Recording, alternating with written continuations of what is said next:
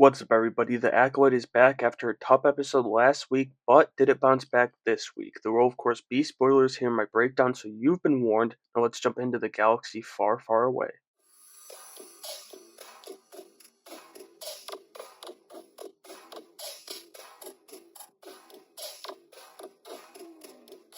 This episode opened up on Kofar as we see Kelnaka just doing his thing, living life, and that's about all we see him do in this series, which is a damn shame after what I thought was an epic entry last week and just an amazing concept of the Wookiee Jedi, as we've seen in the Clone Wars and Bad Batch with Gungi.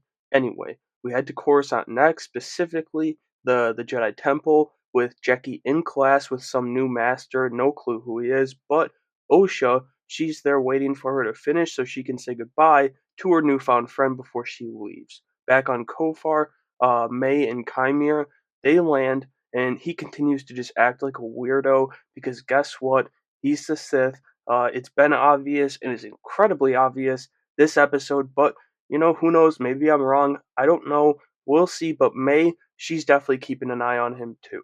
We then go back to the Jedi Temple as we see some masters studying May's fight with Soul, and among them was Mundi, which I guess is causing some canon issues that he wasn't born yet or something.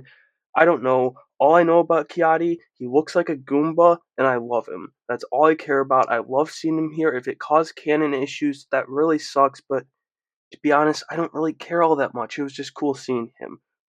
And it was indeed him. It was confirmed in the credits. I thought it was a good performance again.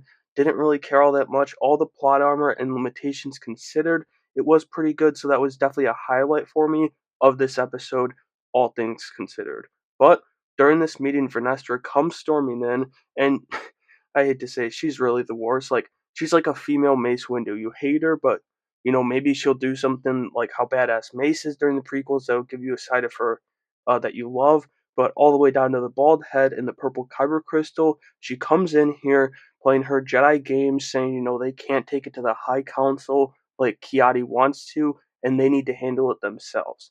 After the meeting, though, Sol and Vernestra go at it again in the hallway as Sol wants to be the one to handle all this stuff, but she's stuck in the past a bit, thinking Sol that he lied to her about May's death, but Sol's able to convince her, and his plan is to use Osha to get through to her sister when they find her on Kofar. From there, we go back to May and Khmer, who are moving through the forest of Kofar, and again, the show continues to show its cards. Like it just doesn't feel deep enough right now. The story to that anyone other than Khmer would be the Sith. Like it's got to be him. But anyway, enough about that. We see Sol catch Osha as she's leaving the temple, and he needs her help. Obviously, he's asking her to help him get May, and she obviously knows he's using her, but she agrees anyways. Also, just a quick side note, this episode I thought Amandla was really good as both sisters for once, and it made me realize she'd kind of been playing Osha really, really well, and May had kind of been falling behind a little bit, but that's beside us. I thought both were really good this episode. I just didn't love their story stuff, but performance-wise, real good. The Jedi then travel to Kofar with Sol taking a small team, and throughout this trip on Kofar, it solidified a thought I had in episode 2 that this show just should have been to Sol and Jackie, the Master and Apprentice, what the Clone Wars was to Anakin and Ahsoka. I would have loved that. But Yord's being a twat again, and then he actually has a really nice moment with Osha. Probably his best moment, or at least my favorite moment in this show, is May and Khmer closing in on Kalnaka. The Jedi are still moving through the forest, though they're still a bit behind, but we see Osha get attacked by a bug, which would delay him a little bit, and I believe it was called an Umbramoth. An Umbramoth? Who knows? It's some Star Wars name, but Sol takes care of it and everything after Osha woke the bug by sensing it. Also, I think Jackie is slowly but surely sliding into May's hole rather, in Osha's life, and I think they'll become a strong duo as the season goes on. Then, after an odd stretch between May and Khmer, where he continues to act all weird and nervous, May, she sets a trap and gets him all tangled up, as she plans to turn herself into Kelnaka and give Khmer up in the process after she's had a change of life thoughts. But the Sith, Khmer, already killed the Wookiee Jedi.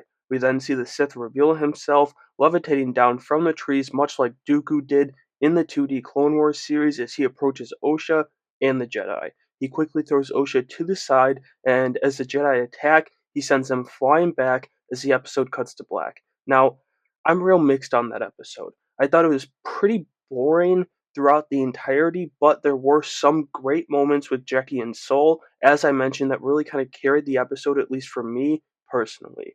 I also thought the Sith design was really cool, but that scene was kind of awful for me too. So, it's just like, I don't know, it's like one good, one bad this week. At the end of the day, I'd say it was just an okay episode this week, but it needed to be better, at least for me, after how bad last week's episode was. And so that'll do it for my breakdown of the fourth episode from The Acolyte. Halfway through this show now, and I've liked two, and I've disliked two, but it's been back to back tough episodes, so the back half of the show, it's got some heavy lifting to do if it wants to finish strong. Let me know what you thought of the episode, though, down in the comments below, and make sure you have a great day.